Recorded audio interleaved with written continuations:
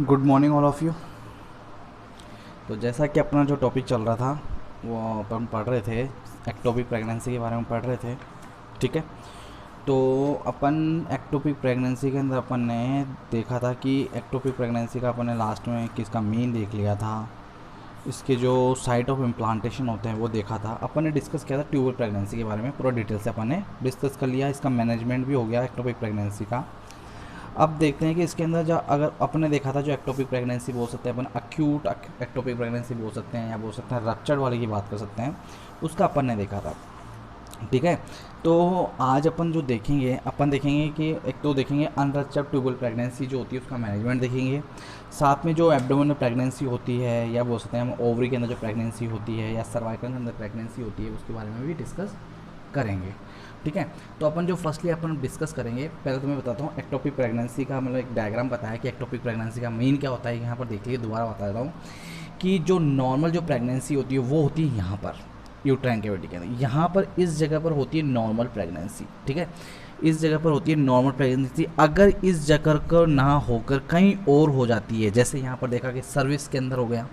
Service के अंदर हो गया, फेलोपियन ट्यूब में हो गया, यहाँ पर फेलोपियन ट्यूब के अंदर हो गया, इस्थमस के यहाँ पर हो गया, तो इस कंडीशन में अगर यहाँ पर हो जाती है, यहाँ पर प्रेगनेंसी हो जाती है, तो उस कंडीशन को क्या बोलते हैं, एक्टोपिक प्रेगनेंसी बोलते हैं। मतलब यहाँ पर नॉर्मल प्रेगनेंसी पर ना होकर वह अदर जगह पर इम्प्लांटेशन हो जाता है जाइगोट का, तो उसे क्या बोलते हैं, उसे बोलते हैं एक्टोपिक प्रेगनेंसी बोलते हैं। ठीक है, तो यहाँ तक तो मैंने इसे डायग्राम के थ्रू बताया था एक बार वापस। ठीक है, अब अपन देखते हैं अनरप्चर्ड जो ट्यूबल प्रेगनेंसी है, कि अनरप्चर्ड जो ट्यूबल प्रेगनेंसी है, जो ट्यूबल प्रेगनेंसी जहाँ पर मतलब बोलते हैं फेलोपियन ट्यूब के अंदर जो प्रेगनेंसी हो रखी है, जहाँ पर इम्प्लांटेशन हो रहा है, तो वहाँ पर अनरप्चर्ड, तो उसका मैनेजमेंट के बारे में अपन डिस्कस करेंगे, उसका मैनेजमेंट किस तरीके से किया जाए। तो अपन देखेंगे जो फर्स्टली जो मेडिकल मैनेजमेंट है, फर्स्टली अपन देखेंगे मेडिकल मैनेजमेंट में क्या करेंगे। मेडिकल मैनेजमेंट में पहले बात है कि अपन जो मेथोट्रेक्सेट मेडिसिन अपन को प्रिस्क्राइब करनी है एक्टोपिक प्रेगनेंसी, जो first choice of the ectopic pregnancy के लिए जो मेडिसिन यूज़ कर रहे हैं अपन कौन सी कर रहे हैं, मेथोट्रेक्सेट यूज़ कर रहे हैं। ठीक है, तो मेडिकल मैनेजमेंट के लिए methotrexate is use clinical practice for confirm unruptured ectopic pregnancy, की कंफर्म है, कंफर्म के लिए क्या होता है अनरप्चर्ड एक्टोपिक प्रेगनेंसी है या नहीं है, उसके लिए जो यूज़ कर रही है कौन सी यूज़ कर रहे हैं, मेथोट्रेक्सेट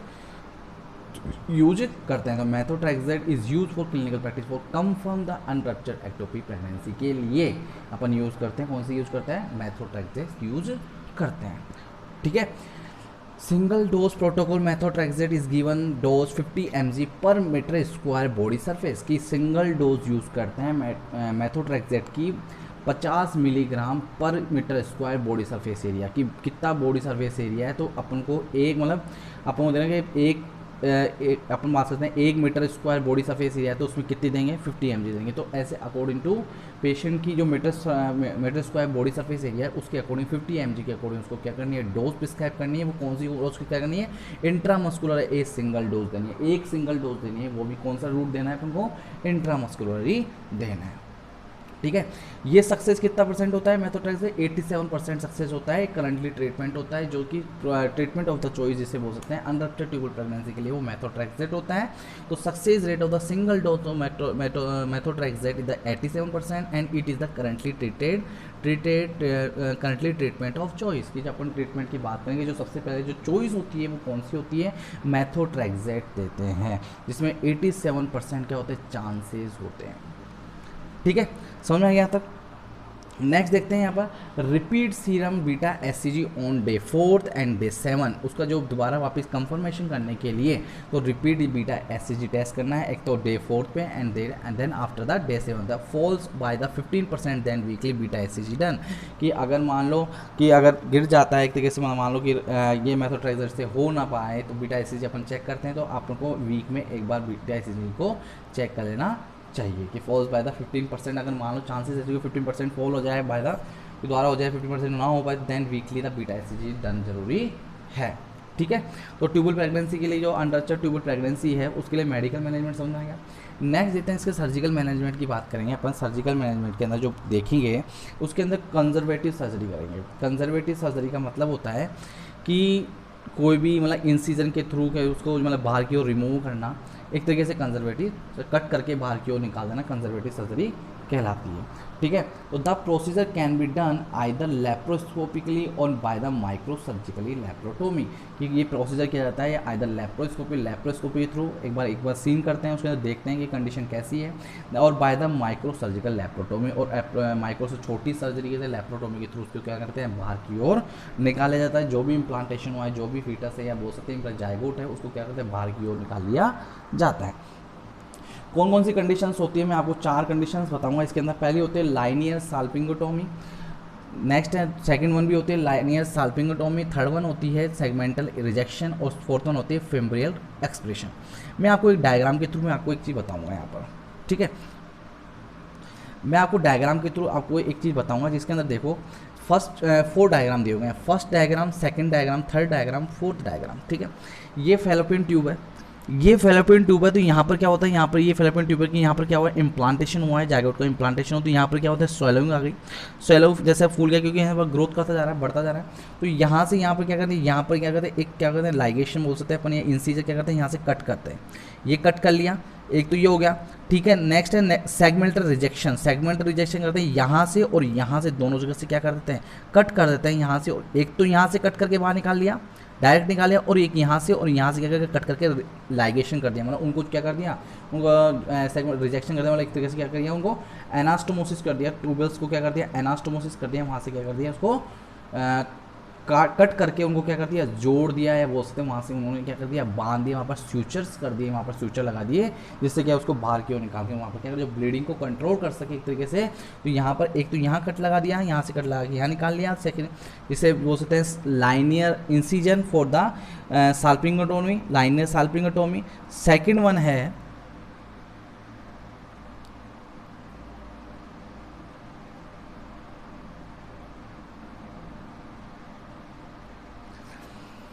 सेकेंड वन की बात करेंगे अपन, लाइनियर इंसिजन की बात करेंगे। तो लाइनियर इंसिजन यानी लाइनियर कट करके यहाँ पर कट कर देते हैं, वही साल्पिंगोटोमी करते हैं। सेगमेंटल रिजेक्शन, सेगमेंटल रिजेक्शन यहाँ पर सेगमेंटल रिजेक्शन कर दिया है, और ट्यूबल रिए एनास्टोमोसिस यहाँ पर एनास्टोमोसिस कर दिया। तो ये प्रोसीजर यूज़ करते हैं इसके अंदर। अपन देखते हैं फर्स्टली अपन जो देखेंगे इसके अंदर देखते हैं, तो लाइनियर साल्पिंगोटोमी का देखते हैं। तो a longitudinal incision is made of the anti mesenteric border directly over the site of ectopic pregnancy, कि जहाँ पर भी एक्टोपिक प्रेगनेंसी हो रखी है वहाँ पर लॉन्गिट्यूडनल इंसिजन करना है, made on the anti mesenteric border directly over the side. मान लगे एंटी मेसेंट्रिक बॉर्डर क्या होता है, जहाँ क्या होता है एक बॉर्डर बना देते हैं या बोल सकते हैं वहाँ पर लॉन्गिट्यूडनल इंसिजन करते हैं, जहाँ पर डायरेक्ट क्या हो रखा है, एक्टोपिक प्रेगनेंसी हो रखी है। यहाँ पर एक्टोपिक प्रेगनेंसी हो रखी है, यहाँ पर एक्टोपिक प्रेगनेंसी होती है, तो डायरेक्टली यहाँ पर क्या कर लिया इन्होंने, लॉन्गिट्यूडनली क्या कर दिया, इंसिजन कर दिया, कट करके क्या निकाल दिया, बाहर की ओर निकाल दिया। तो इस कंडीशन को ही क्या बोलेंगे, इस कंडीशन को अपन क्या बोलेंगे, लाइनियर साल्पिंगोटोमी बोलेंगे। ठीक है, समझ में आ गया यहाँ पर। नेक्स्ट देते हैं linear salpingotomy. The procedure are the same of the those of salpingotomy, but it is incision line close in 2 layer with 7 से 0 interrupted weakly suture. This is not commonly done, कि ये प्रोसीजर होती है ये procedure same होता है कि साल्पिंगोटोमी की तरह होता है, सेम टू सेम, कि यहाँ पर अपने साल्पिंगोटोमी करी तो ये सेम प्रोसीजर होता है, but incision line is close in 2 layer. जो इंसिजन लाइन है वो क्लोज करते हैं 2 लेयर के अंदर। कितने लेयर के अंदर क्लोज करते हैं, 2 लेयर के अंदर क्लोज करते हैं।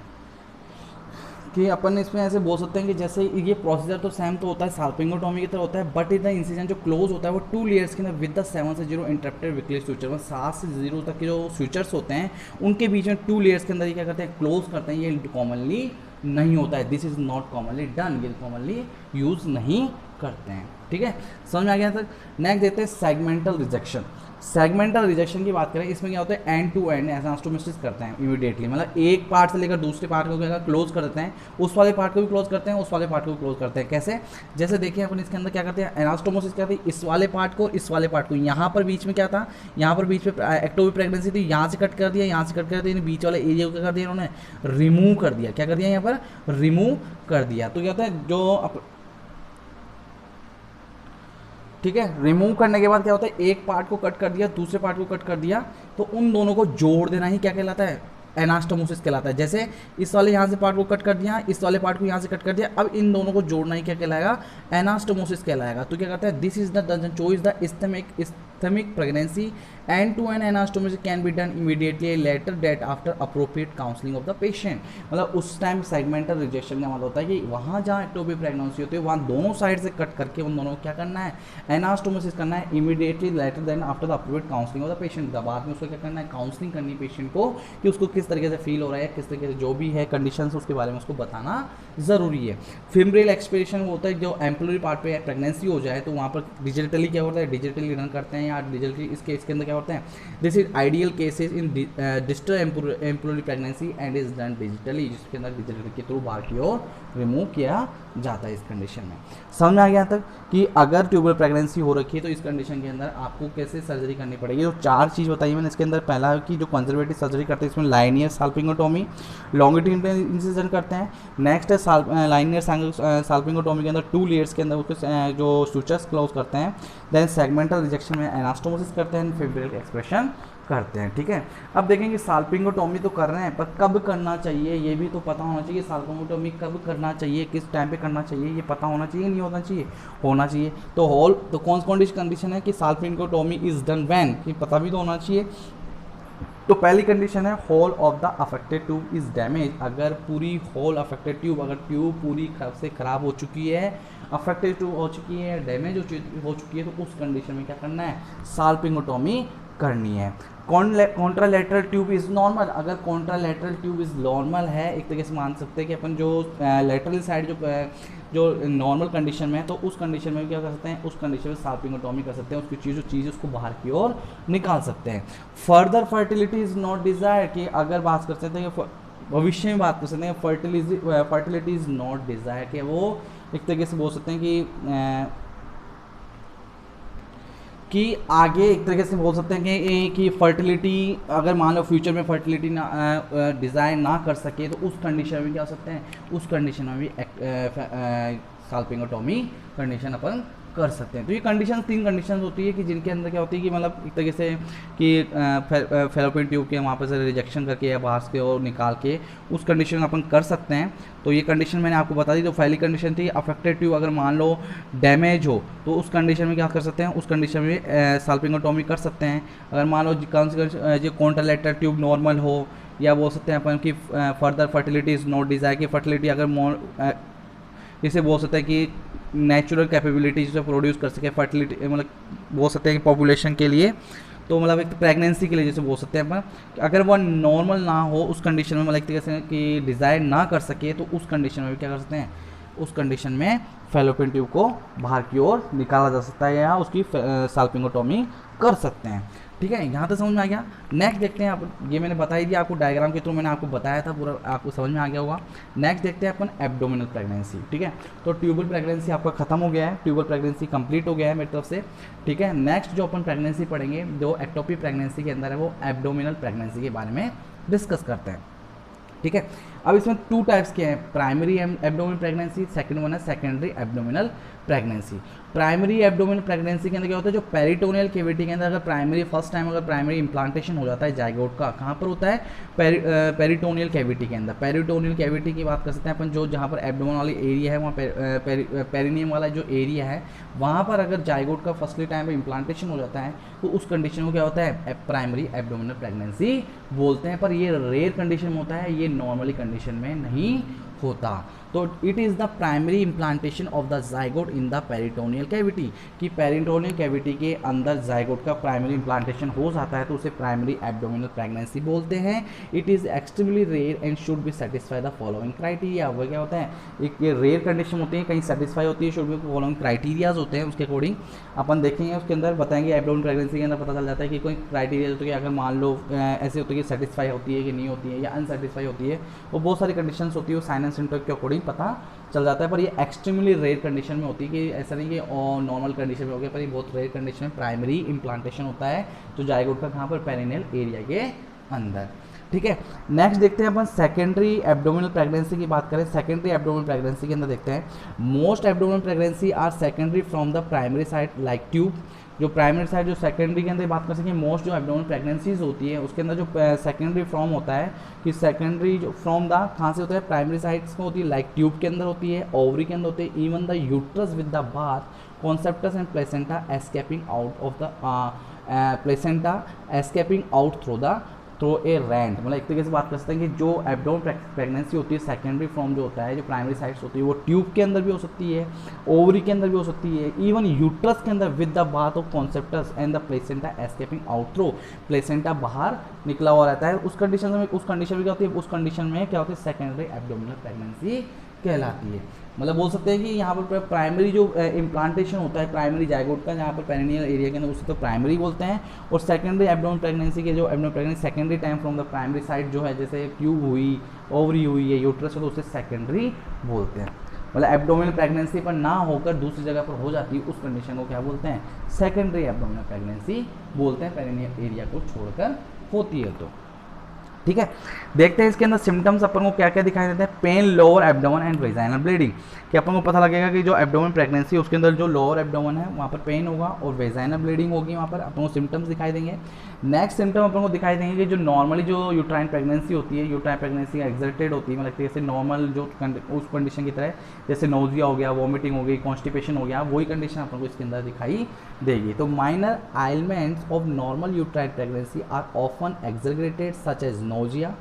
Vomiting, constipation, pain abdomen and increase fetal movement. आपको ये कि ये सेम टू सेम दिखाई देगा कि नॉर्मल एक तरह से जो नॉर्मल यूट्राइन प्रेगनेंसी होती है, एक्सग्रेट होती है, उसकी तरह ही सेम नोजिया, उसकी मतलब फीलिंग ऑफ द वॉमिटिंग, जैसे उसको फील होगा, वॉमिटिंग आएगी, कॉन्स्टिपेशन होगा, पेन एब्डोमेन होगा, लोअर एब्डोमेन पेन होगा, इंक्रीज फीटल मूवमेंट, जो फीटल मूवमेंट है वो बहुत ज़्यादा होगी लोअर एब्डोमेन के अंदर, अपन को दिखाई देगी यार, उसको फील होगा। ठीक है, समझ में आ गया यहाँ तक। नेक्स्ट देखते हैं अपन को जो साइन दिखाई देते हैं, साइन दिखाई देंगे, उसमें अपन देखते हैं फर्स्टली क्या दिखाएगा साइन में, देखिए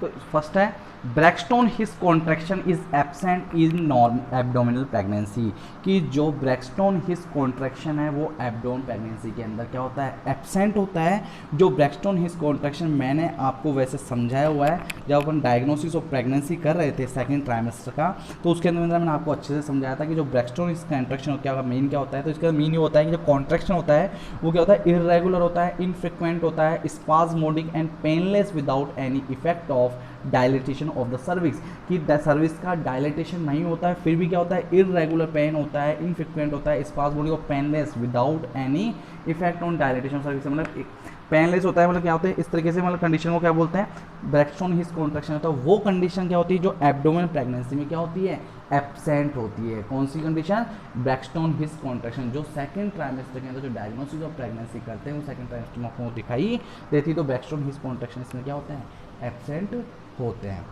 सेकंड वन देखेंगे जो फीटल पार्ट है, felt easily and persistent abnormal attitude and position. जो फीटल पार्ट है, जो बच्चा है, जो फीटल पार्ट है, वो आपको क्या करते हैं, एक एबनॉर्मल एटीट्यूड के बोल सकते हैं, एबनॉर्मल पोजीशन के अंदर दिखाई देगा। एटीट्यूड का मतलब मैंने आपको शायद स्टार्टिंग में आपको बता रखा है कि एटीट्यूड का मतलब क्या था, बच्चे के जो एक तरीके से अपन बोल सकते हैं फीटल जो हेड होता है उसका जो एटीट्यूड है वो अपन देखे थे स्टार्टिंग में, जब मैंने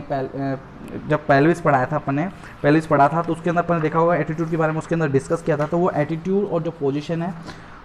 ठीक है, और मैं आपको वैसे जब लेबर पढ़ाऊंगा तब मैं आपको एटीट्यूड के बारे में और ढंग से अच्छे से समझाऊंगा, तो उस कंडीशन में और भी अच्छे से बताऊंगा कि एटीट्यूड का मतलब क्या होता है, पोजीशंस क्या क्या होती है, उसके अंदर अपन डिस्कस करेंगे। ठीक है, वैसे देखा जाए तो कि जो एटीट्यूड का मतलब होता है वो होता है relationship of the foetal head and limbs of the its trunk. जो फीटल हेड का जो रिलेशनशिप होता है वो लिम्ब के साथ, इट्स द ट्रंक, जो एटीट्यूड उसे क्या बोलते हैं, एटीट्यूड बोलते हैं। ठीक है, जो प्रेजेंटेशन के ऊपर डिपेंड करता है, जो बोल सकते हैं वर्टेक्स वेल फ्लैक्स होते हैं, वर्टेक्स डिफ्लैक्स होते हैं, ये सब क्या कहलाता है, एटीट्यूड कहलाता है। मतलब रिलेशनशिप होता है फिटस का हेड का ट्रंक के साथ, उस कंडीशन को क्या बोलते हैं, उस कंडीशन को एटीट्यूड बोलते हैं। ठीक है, तो फीटल पार्ट जो क्या होता है, foetal parts are felt easily persistent abnormal attitude and foetal position of the foetus repeated examination is quite common. कि ये फीटल पार्ट जो होता है, जो फीटस जो बच्चा होता है, तो उसकी क्या होता है, इजीली परसिस्टेंट एबनॉर्मल एटीट्यूड दिखाई देता है। मतलब इसका जो रिलेशनशिप है हेड का ट्रंक को क्या होता है, रिलेशनशिप बिल्कुल एबनॉर्मल होता है, पोजीशन उसकी एबनॉर्मल होती है। Of the foetus repeated examination is quite common while abnormal high position the foetus commonly found the intraperitoneal pregnancy. कि आप देखोगे कि अगर आपको लगता है कि हाई पोजीशन है, एबनॉर्मल हाई पोजीशन बहुत ज़्यादा ही एबनॉर्मल है कंडीशन की, तो फीटस की कॉमनली फाउंड क्या करेंगे अपन, इंट्रापेरिटोनियल प्रेगनेंसी अपन उसको क्या करते हैं, फाइंड आउट कर देते हैं। मतलब पेरिटोनियल कैविटी में, इंट्रापेरिटोनियल कैविटी के अंदर वो दिखाई देता है, हो सकता है कि जो उसकी प्रेगनेंसी इंट्रापेरिटोनियल के अंदर है, ठीक है। अब वो फाउंड हो जाएगा कौन सी कंडीशन पे, जब बच्चे की बहुत ज़्यादा मतलब बोलते हैं high position, abnormal high position, attitude बहुत ज़्यादा एबनॉर्मल हो, उसका पोजीशन एबनॉर्मल हो, तो उस कंडीशन के अंदर foetus commonly found in the intraperitoneal pregnancy के अंदर इंक्लूड कर लिया जाता है। समझ में आ गया। तो अपन को साइनम सिम्टम दिखाई देते हैं किसके अंदर, एब्डोमिनल प्रेगनेंसी के अंदर। अपन देखेंगे कि इसकी डायग्नोसिस किस तरीके की है, कि डायग्नोसिस किस तरीके से किया जाएगा। तो डायग्नोसिस के लिए अपन क्या करते हैं, इसमें यूएसजी करवाते हैं, अल्ट्रासोनोग्राफी कराते हैं, एमआरआई कराते हैं, एक्सरे कराते हैं, एब्डोमेन का एक्सरे कराते हैं, यूएसजी कराते हैं, एमआरआई का। तो बच्चे की जो पोजीशन है, जो उसका एटीट्यूड है, उसको अपन को दिख जाता है कि बच्चे की पोजीशन किस तरीके की है, एबनॉर्मल, नॉर्मल। तो उस तरीके से अपन को ऑपरेट करने के लिए भी अपन को क्या करना पड़ता है, इन्वेस्टिगेशन करना पड़ता है कि एब्डोमेन प्रेगनेंसी है या नहीं है। तो अपन ये इन्वेस्टिगेशन कराते हैं। इसमें नॉर्मली डायग्नोसिस के अंदर हिस्ट्री कलेक्शन, फिजिकल एग्जामिनेशन तो ऑलरेडी इंक्लूड करते हैं, ब्लड इन्वेस्टिगेशन इंक्लूड करते हैं, बट जो इंपॉर्टेंट जो डायग्नोसिस करते हैं वो यूएसजी करते हैं, एमआरआई करते हैं और एक्सरे भी करते हैं, ठीक है। नेक्स्ट देखेंगे इसका ट्रीटमेंट क्या करेंगे। ट्रीटमेंट के लिए क्या करें, treatment is by laparotomy and removal of the foetus and placenta after arranging the 4 से 6 यूनिट ऑफ द ब्लड। कि बच्चे की जो लेप्रोटोमी करते हैं अपन, रिमूव करते हैं, फीटस को रिमूव करेंगे, प्लेसेंटा को रिमूव करेंगे, क्योंकि एब्डोमेनल प्रेगनेंसी रहेगा तो बच्चे का जो प्रॉपर्ली जो डेवलपमेंट ग्रोथ है, डेवलपमेंट प्रॉपर्ली नहीं हो पाएगा, उसमें कॉम्प्लिकेशन होने के बहुत ज़्यादा चांसेस है, या रप्चर होने के बहुत ज़्यादा चांसेस है, जैसे अबॉर्शन भी होने के चांसेस हो सकते हैं। तो उस बच्चे को निकालने के लिए, फीटस को बाहर निकालने के लिए लेप्रोटोमी करते हैं। लेप्रोटोमी करने के लिए, रिमूव करने के लिए फीटस और प्लेसेंटा, तो उससे पहले क्या अरेंज होना चाहिए, 4 से 6 यूनिट या 4 to 6 यूनिट क्या होती है, ब्लड क्या होते हैं, अरेंज होना चाहिए। क्योंकि जब ये करते हैं, लेप्रोटोमी करेंगे तो ब्लड बहुत ज़्यादा लॉस होगा, शॉक में जा सकता है पेशेंट। तो उस कंडीशन को ट्रीट करने के लिए या प्रिवेंट करने के लिए क्या करना पड़ता है, ब्लड ट्रांसफ्यूजन करना पड़ता है। इसलिए 4 से 6 यूनिट ऑलरेडी क्या करना है, अरेंज करके रखना है, जो उसका इमीडिएटली क्या कर सकें, उसको ब्लड चढ़ा सके, ब्लड ट्रांसफ्यूज कर सके, ठीक है। तो ये एब्डोमिनल प्रेगनेंसी था। एब्डोमिनल प्रेगनेंसी के बारे में भी आपका ये कंप्लीट हो गया एब्डोमिनल प्रेगनेंसी। नेक्स्ट देखेंगे अपन ओवरियन प्रेगनेंसी के बारे में डिस्कस करते हैं कि ओवरियन प्रेगनेंसी क्या होता है,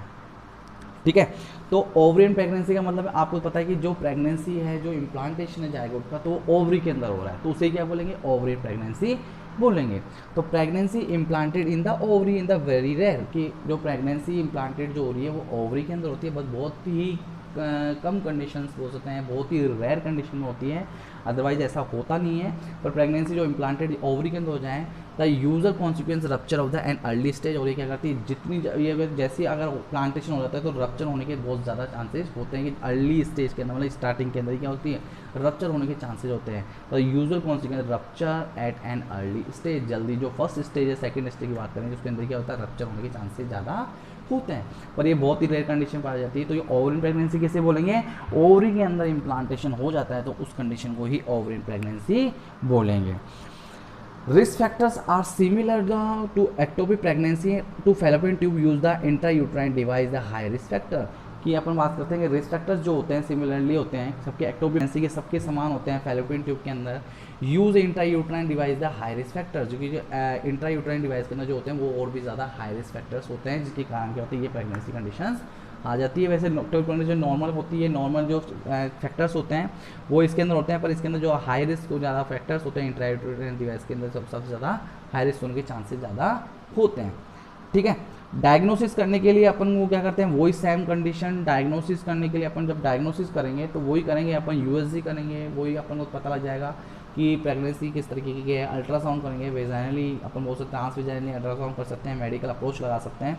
तो देखते हैं, finding are likely to mimic those tubal pregnancy और ए ब्लीडिंग कॉर्पस लूटियम। कि अपन देखेंगे, फाइंडिंग करेंगे तो likely to mimic those of tubal pregnancy और ए ब्लीडिंग कॉर्पस लूटियम, कि वहाँ पर ब्लीडिंग होती है। पहला तो पता लगा कि अगर ब्लीडिंग हो रही है corpus luteum, a bleeding corpus luteum and serious bleeding in seen about the 1/3 case use the vaginal ultrasound has enable diagnosis allowed the medical approach. कि अगर बहुत ज़्यादा ब्लीडिंग हो रही है, बहुत ज़्यादा हो रही है, सीरियस ब्लीडिंग हो रही है, उस कंडीशन 1/3 होते हैं, 1 या 2 केसेस के अंदर या 1/3 केसेस के अंदर बात करते हैं, 1/3 केसेस के अंदर यूज वेजाइनल अल्ट्रासाउंड करवाते हैं। हैज़ अनेबल डायग्नोस में allow for a medical approach, अगर वो एबल हो तो उसके अंदर डायग्नोस करने के लिए तो उस कंडीशन के अंदर मेडिकल अप्रोच लगाना ज़रूरी है। ऐसी करके एक फॉलो है, एक मैं आपको इसके अंदर क्या होता है, स्पेंगोब्रा क्राइटेरिया है, जो क्या होता है डायग्नोसिस का, ओवरियन प्रेगनेंसी का जो डायग्नोसिस करते हैं कि ओवरियन प्रेगनेंसी है उसको डायग्नोसिस कैसे तरीके किया जाए, तो बोल सकते हैं अपन तो स्पेंगलबर्ग जो एक क्राइटेरिया है उसके बारे में अपन देखते हैं कि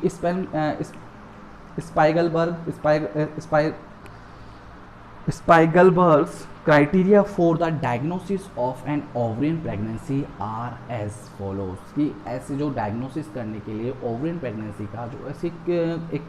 क्राइटेरिया है जिसके द्वारा किया जा सकता है कि डायग्नोस कर सकते हैं। तो फर्स्टली क्या करते हैं, the tube on the affected side must be intact, कि जिस साइड से ट्यूब अफेक्टेड है या tube on the affected side, जिस साइड से ट्यूब अफेक्टेड है मस्ट बी इंटैक्ट। तो वहाँ पर क्या होता है, एक तरह से स्ट्रॉन्ग होनी चाहिए, मतलब तो वहाँ का साइड जो उस साइड का क्या होता है थोड़ा सा एक फोकस होना चाहिए, एक तरह से बोलते हैं इंटैक्ट होना चाहिए, मस्ट बी इंटैक्ट, जहाँ पर क्या होता है अफेक्टेड साइड है, जिससे क्या होता है अपन क्या कर सकते हैं डायग्नोसिस कर सकते हैं। नेक्स्ट है the gestation sac must be occupy the position of the ovary, कि जो गेस्टेशन सैक है जो बोल सकते हैं अपन जो इम्प्लांटेशन हो रहा है वहाँ पर सेक है must be occupy the position of the ovary, जहाँ पर जो पोजीशन है ओवरी की वहाँ पर ऑक्यूपाई होना ज़रूरी है, पोजीशन होना ज़रूरी, उस साइड क्या होता है पोजीशन होना ज़रूरी है। The gestational sac in the ovary must be connected to the uterus and ovarian ligament, जो गेस्टेशन सेक है वो ओवरी से मस्ट बी कनेक्टेड होना चाहिए, किससे, uterus by ovarian ligament, uterus और ओवरियन लिगामेंट से क्या होता है कनेक्टेड होना ज़रूरी है। Definite ovarian tissue must be found in the sac wall and histopathology की, जैसे अपन बोल सकते हैं कि जैसे कि अपन इसमें ऐसे बोल सकते हैं कि हिस्टोपैथोलॉजी, ये बताएं कि हिस्टोपैथोलॉजी का मतलब ये होता है कि जैसे कोई भी डायग्नोसिस करते हैं, हिस्टोपैथोलॉजी का मतलब होता है कि डायग्नोसिस करते हैं, स्टडी करते हैं कोई भी डिजीज़ या टिश्यू का, तो उसे बोलते हैं हिस्टोपैथोलॉजी। तो हिस्टोपैथोलॉजी बोलते हैं कि वॉल ऑन द हिस्टोपैथोलॉजी, एक वॉल है जिसमें definitely ovarian tissue must be found in the सेक, मतलब उस सेक के ऊपर हिस्टोपैथोलॉजी वॉल होना ज़रूरी है, जिससे ओवरियन टिश्यू का, जिससे definitely ovarian tissue must B, मतलब ओवरियन टिश्यू है ये जिसके उधर वॉल होना ज़रूरी है हिस्टोपैथोलॉजी से अपन कंफर्म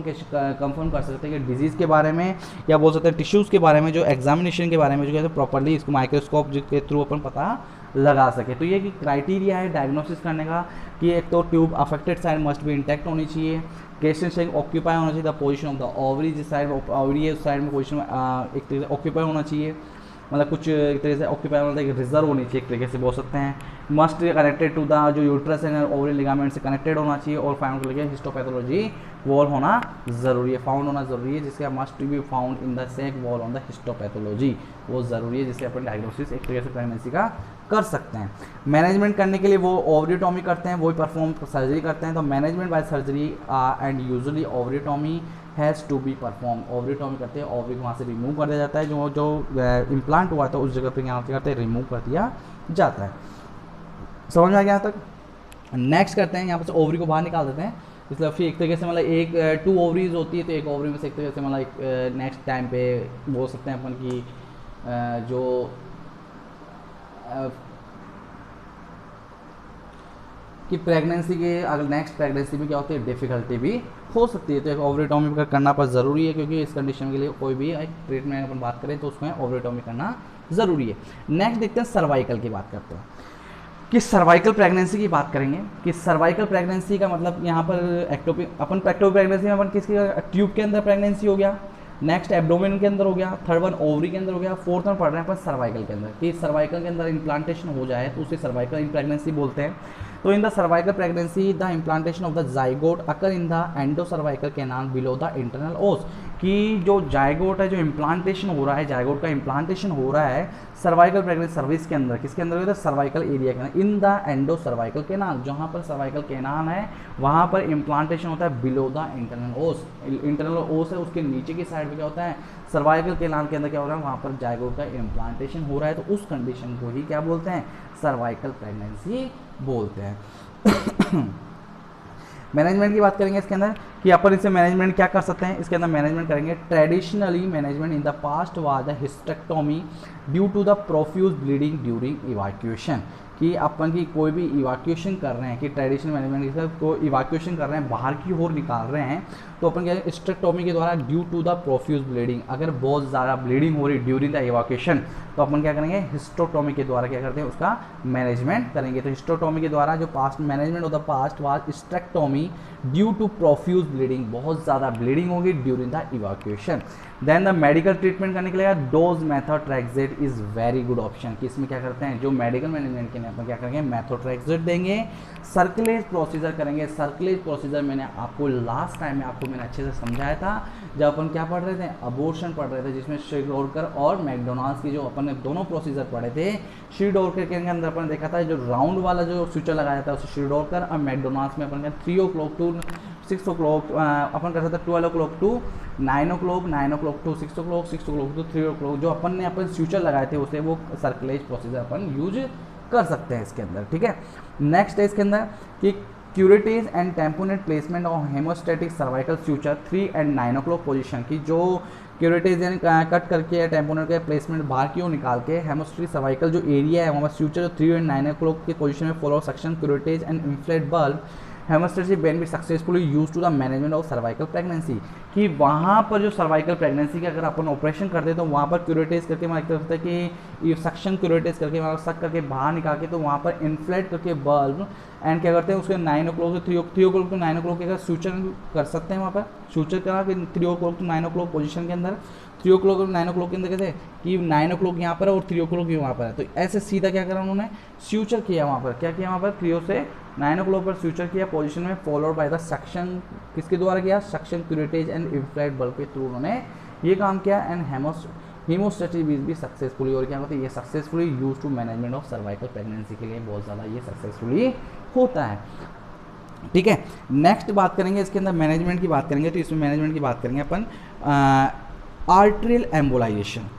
आर्टरियल एम्बोलाइजेशन के बारे में आपको वैसे पता होगा, आर्टरियल एम्बोलाइजेशन क्या होता है, एक इंजेक्टेड ब्लड वेसल्स बोल सकते हैं अपन की, अपन बात करें इसके अंदर इसमें क्या करते हैं आर्टरियल एम्बोलाइजेशन में क्या करते हैं, ये एम्बोलिज्म नहीं है, ये एम्बोलिज्म नहीं है, यहाँ पर कर लेना एम्बोलाइजेशन, इस जगह पर क्या लिख लेना है एम्बोलाइजेशन लिख लीजिए। आर्टरियल एम्बोलाइजेशन का मतलब ये होता है कि जैसे कोई भी सब्सटेंस है वो इंजेक्टेड किया जाता है into the blood vessel in the kidney के अंदर,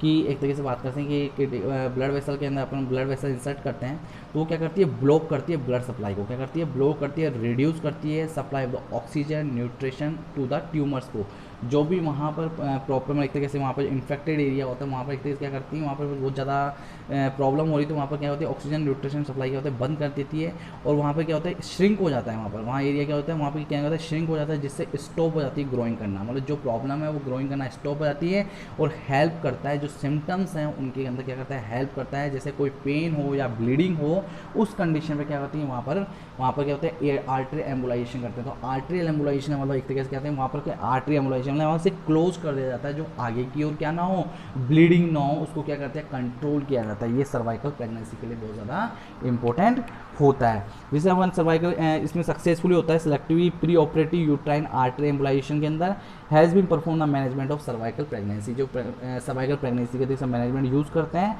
जो ये preoperative uterine artery embolisation के अंदर अपन यूज़ करते हैं, ठीक है। बायलैटरल इंटरनल आर्टरी लाइगेशन करते हैं can also be done in the for bleeding, ligation यानी वहाँ पर क्या होता है बांध देते हैं, एक तरीके से क्या करते हैं बांध देते हैं, तो bilateral internal artery ligation can also be done, तो ब्लीडिंग को रोकने के लिए वहाँ आर्टरी को क्या करते हैं गांठ लगा के उसको बांध दिया जाता है जिससे ब्लीडिंग आगे की ओर नहीं होती है। तो यहाँ देखा कि अपन ने सर्वाइकल प्रेगनेंसी के अंदर अपन देखा कि मैनेजमेंट हिस्टेक्टोमी या ब्लीडिंग को इवैक्यूएशन के टाइम ब्लीडिंग होती है प्रोफिस ब्लीडिंग होती है, मेथोट्रेक्सेट यूज़ किया, सर्कुलेज प्रोसीजर यूज़ करते हैं अपन, और नेक्स्ट इसमें क्यूरेटिव यूज़ करते हैं, और इसके अंदर आर्टरी एम्बोलाइजेशन और फिर लाइगेशन कहता है ब्लीडिंग को रोक सकते हैं, तो ये मैनेजमेंट होता है। पर इसके अंदर देखिए कि आपको इसके अंदर मोस्टली जो एक्टोपिक प्रेगनेंसी था, ठीक है, तो इसमें अपन ने 4 देखें कि अपन ने देखा कि ट्यूबल देखा, अपने ओवरी देखा, सर्वाइकल देखा, और एक लास्ट अपन एक और कौन सा देखा एब्डोमेन देखा, ठीक है। अपन ये 4 अपन ने देखें। तो इसमें सबसे ज़्यादा इम्पोर्टेंट जो पूछा जाता है एग्जाम में वो ट्यूबल प्रेगनेंसी के बारे में पूछा जाता है, एक्टोपिक प्रेगनेंसी के अंदर ट्यूबल प्रेगनेंसी के बारे में पूछा जाता है, तो उसको अच्छे से पढ़िए समझिए उस चीज़ को,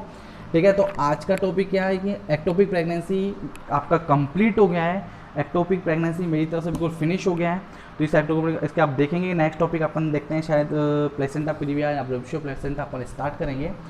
तो एक्टोपिक प्रेगनेंसी कंप्लीट, आपने नोट्स बना लीजिए इसके और कंटिन्यू पढ़ते रहिए। और इसमें इंपॉर्टेंट जो है जो एग्जाम में पूछा जाता है एक्टोपिक प्रेगनेंसी वो ट्यूबल प्रेगनेंसी के बारे में मोस्टली कई बार पूछा गया है, तो ये बहुत ज़्यादा इंपॉर्टेंट है एक्टोपिक प्रेगनेंसी, इसको अच्छे से पढ़िए। तो आज के लिए इतना ही है, thank you so much, have a great day.